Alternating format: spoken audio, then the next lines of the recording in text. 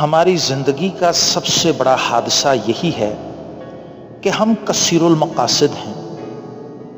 آج کا انسان بیک وقت ہزارہا کام کرتا ہے اور کرنا چاہتا ہے۔ کثیر وابستگیوں نے انسان کو مستقل مزاج نہیں رہنے دیا۔ آج کا آدمی کمپیوٹر کی زندگی بسر کر رہا ہے۔ مشینی عمل سے مسلسل گزرنے والا انسان مشین کا حصہ بن گیا ہے۔ جذبات سے محروم، نہ آشنا، نہ محبت سے آشنا، نہ وفا سے باخبر، نہ غم سے گزرتا ہے نہ خوشی کو جانتا ہے۔ آج کی ٹریجڈی یہی ہے کہ آج کوئی ٹریجڈی نہیں، سانحہ مر چکا ہے۔ آج کی زندگی میں نہ مرثیہ ہے نہ قصیدہ۔